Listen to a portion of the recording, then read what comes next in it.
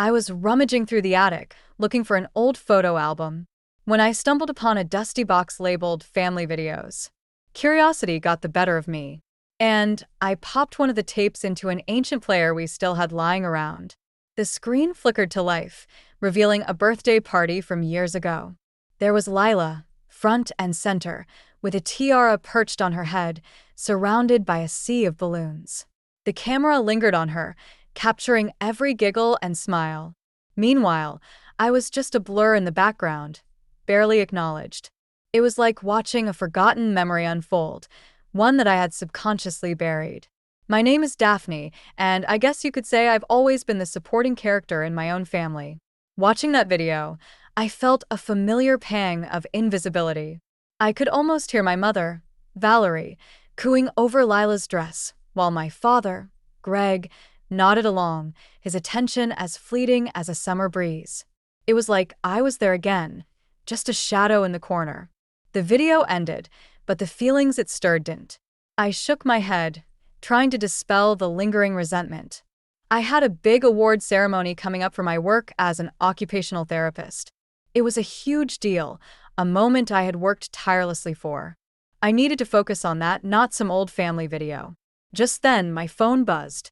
It was a message from my mom. "Daphne, we can't make it to your ceremony. Lila has a charity gala the same night. You understand, right?" I read it twice, hoping I had misunderstood. But no, there it was, plain as day. Lila's event, yet again, took precedence over my achievements.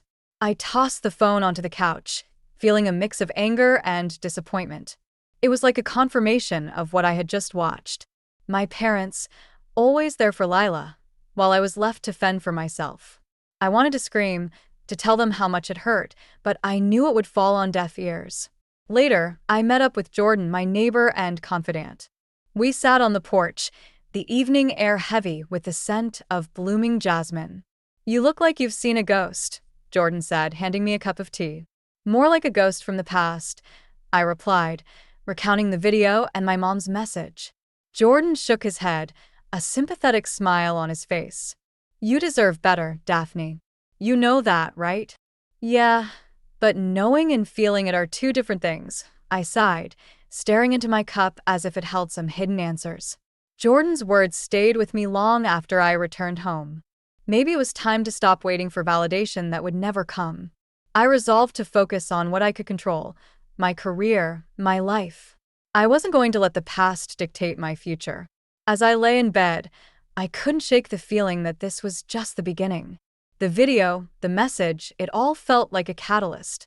I had no idea where this journey would take me, but I knew one thing. It was time to step out of the shadows and into my own light.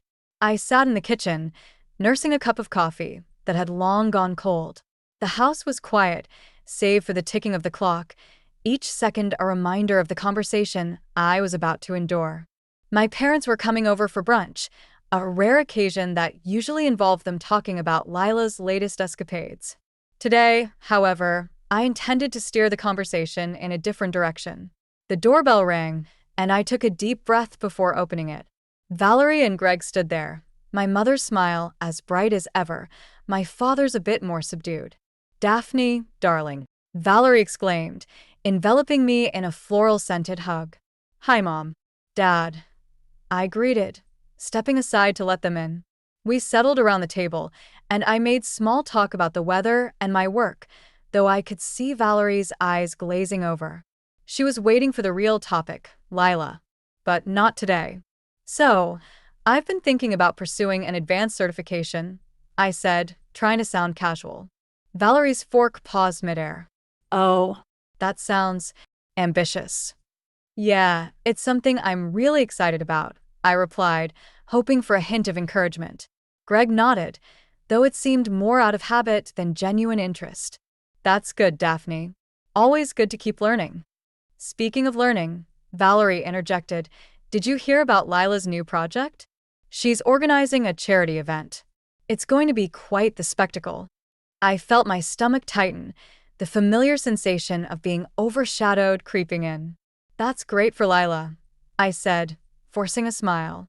The conversation drifted back to Lila, as it always did.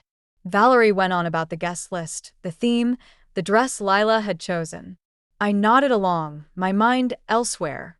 It was like being trapped in a loop, the same narrative playing over and over. As they left, Valerie patted my arm. "You'll come to the event, right? It would mean a lot to Lila." "Sure, Mom," I replied, though I knew it would be another night of standing in the background. After they left, I found myself pacing the living room. I had hoped for a different reaction, a sign that they saw me, really saw me. But it was just more of the same. I needed to do something for myself. That evening, I called Margot, my aunt who had always been a bit of a black sheep in the family. She picked up on the second ring. "Daphne, what a surprise." "Hi, Margot," I said, feeling a bit more at ease.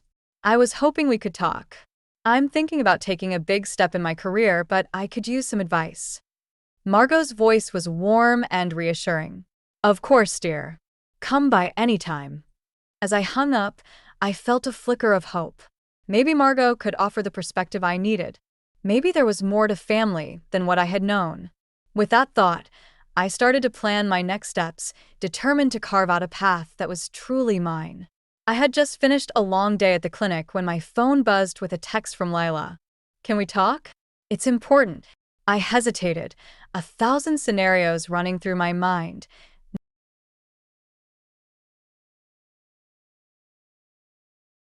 Hopefully keep things civil. When I arrived, Lila was already there, nursing a latte and looking unusually tense. Her usual confident demeanor was replaced by something more fragile, almost like she was on the verge of breaking. "Daphne," she greeted, her voice softer than I expected. "Lila," I replied, taking a seat across from her. "What's up?"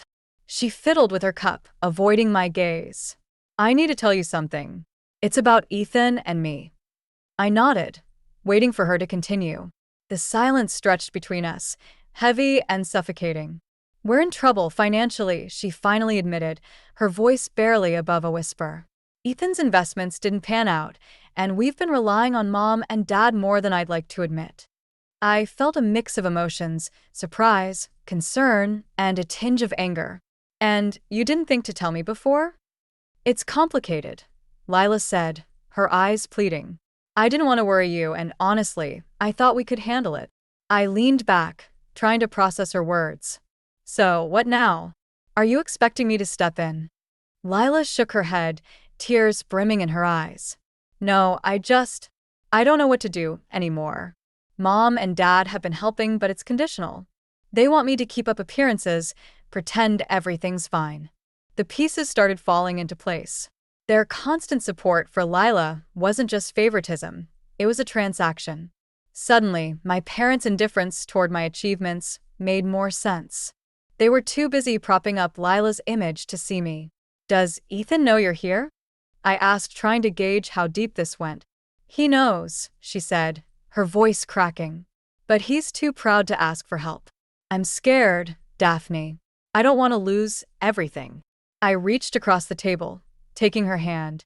"Lila, you need to confront this. Pretending isn't going to fix anything." She nodded, wiping her eyes. "I know. That's why I came to you. I just needed to tell someone who wouldn't judge me." We sat in silence, the weight of her confessions settling over us. I realized that despite our differences, Lila was just as trapped as I was, caught in a web of expectations and appearances. As I left the cafe, I couldn't shake the feeling that this was only the beginning. Lila's revelation had opened a door to a world of complications I hadn't anticipated. I was determined to find my own way, but now, it seemed my journey was intertwined with hers in ways I hadn't foreseen. I walked home, my mind whirling with thoughts of justice and fairness. The family I thought I knew was unraveling, and with it, my understanding of my place within it. I knew I had to dig deeper, to uncover the truths that lay beneath the surface. Only then could I truly break free. The offer letter from the prestigious clinic lay on my kitchen table, a tangible reminder of the crossroads I faced. I had worked so hard for this moment, yet the excitement was overshadowed by the weight of my family's indifference. I knew accepting the job meant leaving behind the hopes of ever gaining their approval, but maybe that was exactly what I needed. I met Jordan for coffee, hoping for clarity. We sat in our usual spot, the hum of the cafe providing a comforting backdrop. "So, are you going to take it?" Jordan asked, his eyes searching mine. "I want to," I replied, stirring my drink absent-mindedly. "But it feels like I'm abandoning them." Jordan leaned forward, his expression earnest. "Daphne, you're not abandoning anyone. You're choosing yourself for once. That's not selfish, it's necessary." His words resonated, but the guilt lingered. I just wish they could see me, for who I am, not just who they want me to be. Jordan nodded, understanding in his gaze. Sometimes, you have to show them who you are by living your truth. That evening, I called my parents, determined to tell them about the job. Valerie answered, her voice as upbeat as ever. "Daphne, how are you?" "Hey, Mom. I wanted to share some news," I began, my voice steady. "I got a job offer from a top clinic. It's a big opportunity." There was a pause, and I could almost hear the gears turning in her head. "That's nice, dear. But have you heard about Lila's latest project? She's really making a name for herself." I clenched my jaw, the familiar sting of dismissal hitting harder than I expected. "Mom, this is important to me." "Of course, Daphne," she replied, but the enthusiasm was lacking. "We're just so busy with Lila's events and all." I hung up, frustration boiling over. It was clear they were never going to change. I needed to make my own path, regardless of their acknowledgement. The next day, I visited Margot, seeking her wisdom. Her home was a haven, filled with vibrant art and the scent of lavender. She welcomed me with a warm hug. "What's on your mind, dear?" "I'm at a crossroads," I confessed, explaining the job offer and my family's reaction. Margot listened intently, her eyes thoughtful. "Sometimes, the hardest choices are the ones that lead to the greatest growth. You have to decide what's right for you, not them." Her words were a balm to my soul. I realized that seeking their approval was a battle I would never win. I had to focus on what made me happy, not what made them proud. As I left Margot's, my phone buzzed with a message from Lila. "We need to talk. It's urgent." My heart sank, sensing another layer of complexity about to unfold. I knew this conversation could change everything, but I was ready to face whatever came next, armed with the knowledge that my path was mine to forge, no matter how unpredictable it became. I stood in the middle of my new apartment, the echo of my footsteps bouncing off the empty walls. It was mine, proof of my independence, but the silence felt heavy, like the calm before a storm. I had barely unpacked when my phone rang. It was Lila again, her voice urgent. "Daphne, we need to talk. Can you come over?" I hesitated, knowing this could lead to another confrontation, but agreed nonetheless. When I arrived at Lila's, the tension was palpable. Ethan was there too, his face drawn and weary. "Thanks for coming," Lila said, ushering me in. "What's going on?" I asked, taking a seat across from them. Ethan ran a hand through his hair, avoiding eye contact. "We're in deeper than we thought," he admitted. "The debts, they're catching up with us." Lila looked at me, her eyes pleading. "We were hoping you could help, just until we get back on our feet." I felt the walls closing in, the weight of their expectations suffocating. "Lila, you know I can't. I've got my own life to manage." Ethan's frustration bubbled over. "Come on, Daphne. We're family. Isn't that supposed to mean something?"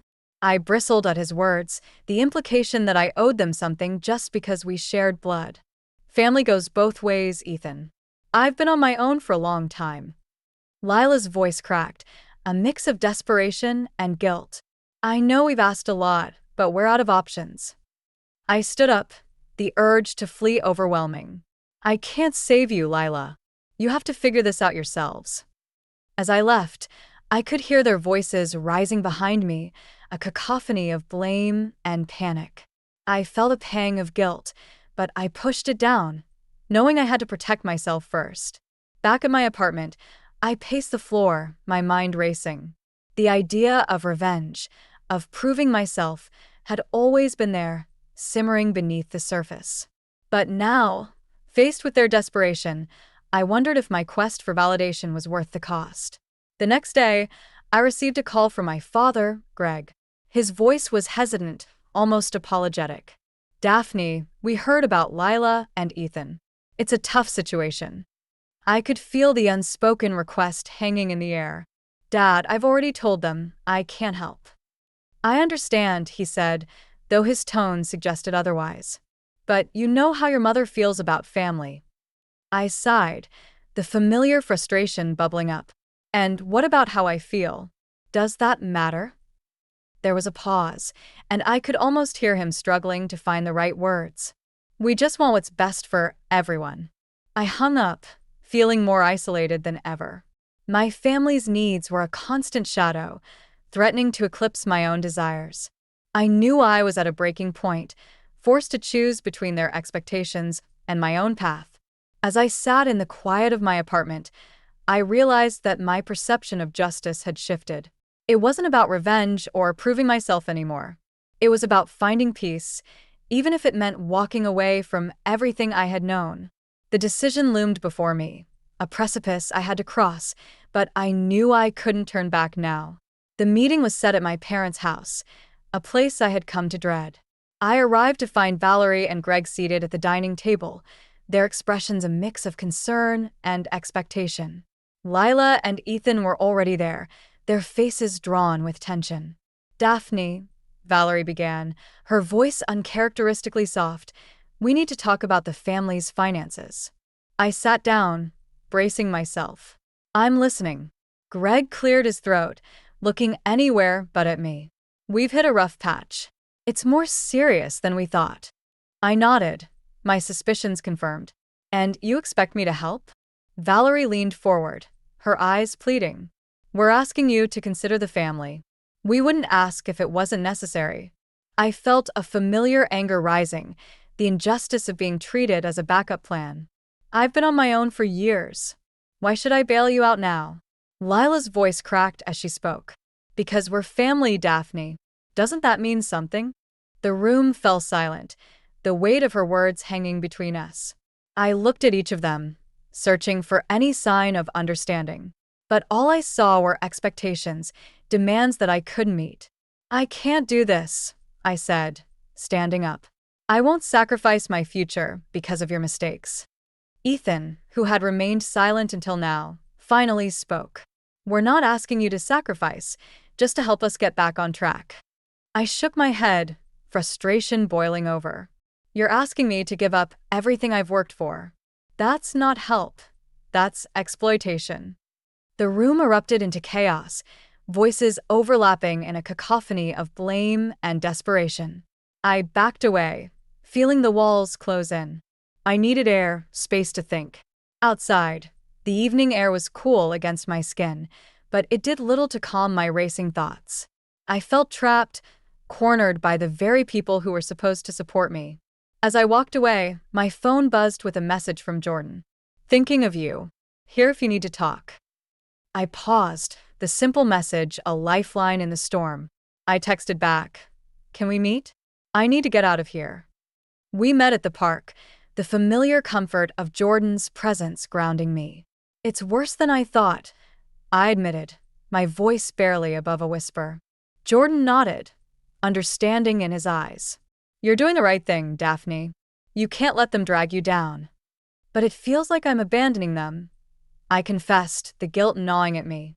"Sometimes you have to save yourself first," Jordan said, his tone gentle yet firm. As I sat there, I realized that my fight wasn't just against my family's expectations. It was against the part of me that still craved their approval, the part that believed I wasn't enough on my own. The night deepened, stars appearing in the sky one by one. I knew I was at my lowest, but there was a flicker of hope, a belief that I could rise from this.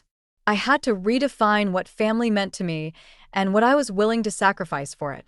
The news about Ethan's gambling addiction hit like a tidal wave, sweeping away any remaining illusions. I stood outside Lila's house, the weight of what I had learned pressing heavily on my shoulders. This was it, the moment I had to confront them all, to finally lay everything bare. Inside, the atmosphere was tense, like a storm about to break. Lila sat on the edge of the couch, her face pale and drawn. Ethan stood by the window, his back to us, a silent figure of shame. Lila, I began, my voice steady despite the turmoil inside. We need to talk about Ethan. She looked up, her eyes wide with fear. What do you mean? I took a deep breath, feeling the enormity of the moment. I know about the gambling. It's why you're in so much debt, isn't it? Ethan turned, his face a mask of defiance and desperation. It's not what you think. I can fix this.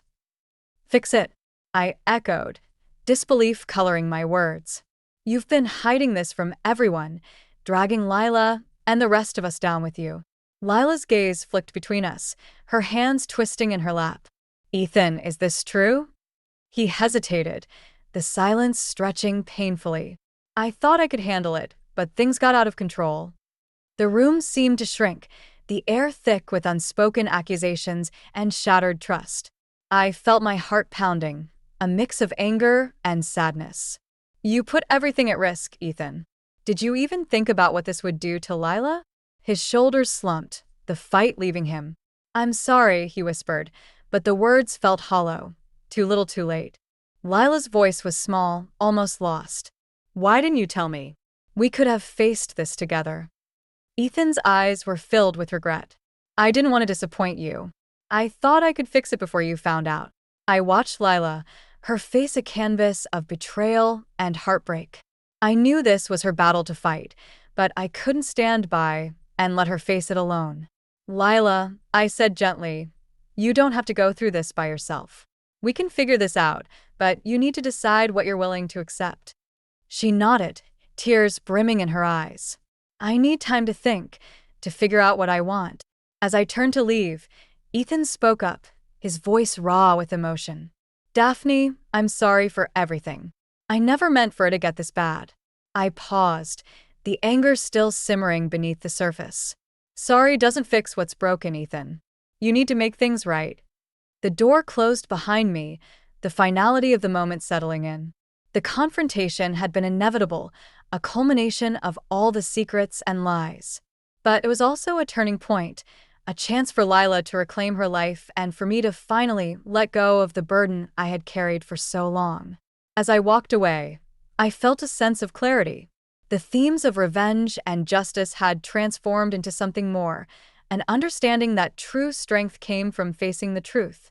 No matter how painful, the path ahead was uncertain, but for the first time, I felt ready to embrace it, free from the shadows of the past.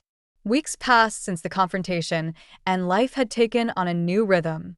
I found solace in my work at the clinic, where each day felt like a step toward the future I was carving out for myself. The weight of my family's expectations had lifted, replaced by a lightness I was still getting used to. One evening, I sat on my balcony, the city lights twinkling in the distance. A soft knock on the door pulled me from my thoughts. It was Lila, her expression tentative yet hopeful. Can I come in? She asked. Of course, I replied, stepping aside to let her in. We settled on the couch, the silence between us comfortable, not strained. I've been thinking a lot, Lila began, her voice steady. About everything. I nodded, waiting for her to continue. I'm sorry, Daphne. For everything, she said, her eyes earnest. I've been so caught up in my own world, I didn't see what you were going through. It's okay, I said softly. We've both had our battles. Lila took a deep breath, her gaze unwavering. I'm leaving Ethan. I need to find out who I am without all the noise. I reached for her hand, giving it a reassuring squeeze. I'm proud of you, Lila. It's not easy, but you're doing the right thing. We sat there, the unspoken understanding between us a testament to the bond we shared. Despite everything, we were sisters, and that connection was something I was finally ready to embrace. The next day, I visited Margot, eager to share the news. Her home was as welcoming as ever, filled with the scent of freshly brewed tea. Daphne, she greeted, her smile warm. How are things?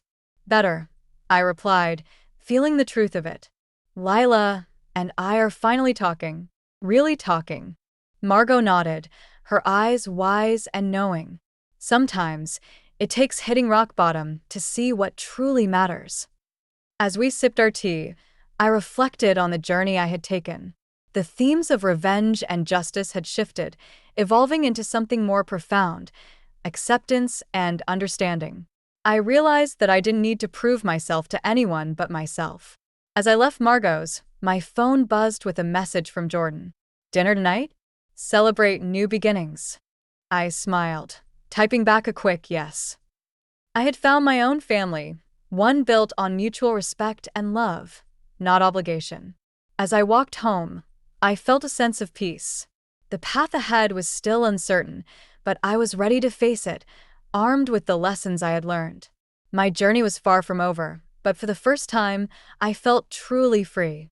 And as the sun set, painting the sky in hues of orange and pink, I knew that whatever came next, I would face it with courage and an open heart. The past no longer held power over me. It was just a chapter, one I had finally closed.